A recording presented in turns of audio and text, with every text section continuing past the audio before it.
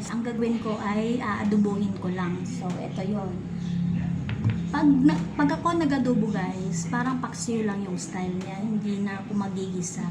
Kaya ganito lang yung gagawin ko. Sibuyas, ilagay na natin. Bawang, lagyan na rin natin ang bawang.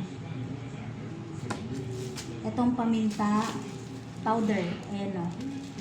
Lagyan na rin natin paminta powder. Toyo, syempre hindi mawala ang toyo sa ating adobo. Lagyan na rin natin ng toyo.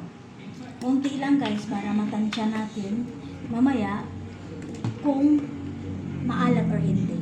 So, suka. Oh, inubos ko na guys. Hindi na natin lagyan ng mantika kasi syempre ang manok ay nagmamantika na. So, sarili niya lang mantika ang labas ng oil sa kanya, okay?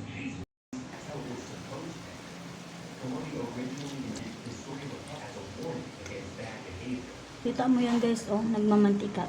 Oh, di ba? Ang daming mantika na yung yung itong manok.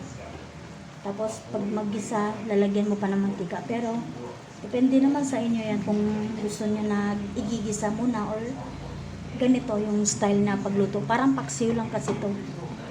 Pag ako kasi luto, ganito lang gusto ko, yung parang paksiw lang siya.